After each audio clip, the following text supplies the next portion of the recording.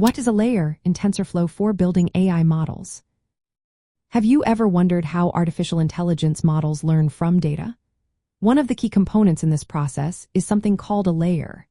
In TensorFlow, a layer serves as a fundamental building block of neural networks. It processes and transforms data as it flows through the model.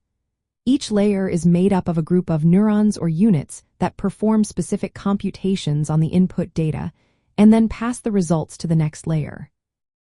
This structure allows the model to learn patterns and representations from data, which is essential for making predictions or decisions. Let's break down the basic concepts. The first layer you encounter is the input layer. This is where the raw data enters the model. After that, you have hidden layers. These layers are responsible for extracting and transforming features from the input data. Finally, the output layer produces the final result, whether it's a classification or regression output. Now, let's look at some common types of layers in TensorFlow. The dense layer, also known as a fully connected layer, is one of the most widely used. In this layer, every neuron connects to every neuron in the previous layer. It performs a linear transformation followed by an activation function.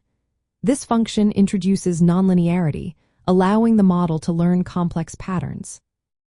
For example, you can define a dense layer with 64 units and ReLU activation like this. TF, Keras, layers, dense, units is equal to 64, activation is equal to ReLU. Another important layer is the convolutional layer. This layer is mainly used for image and spatial data. It applies filters or kernels that slide over the input to detect local features like edges or textures. This helps the model capture spatial hierarchies and patterns.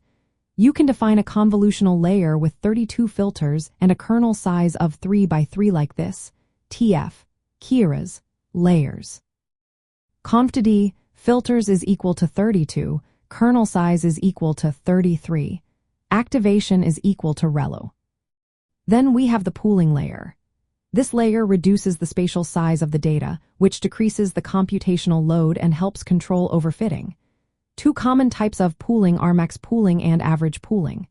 They summarize regions of the input data. For instance, you can define a max pooling layer with a pool size of 2 by 2 like this.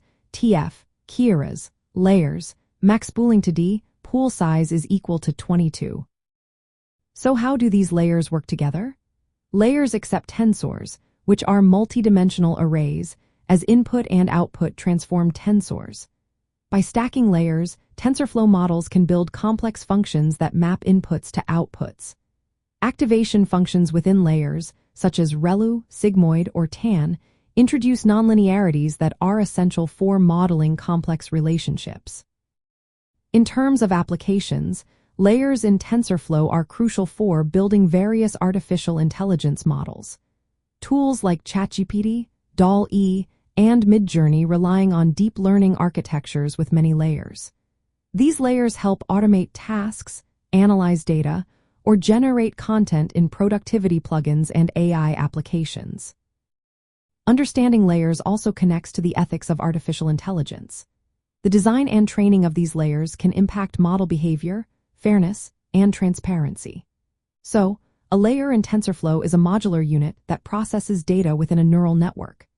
Different types of layers serve different roles, and together they enable artificial intelligence models to learn from data and perform tasks like image recognition, language understanding, and creative generation.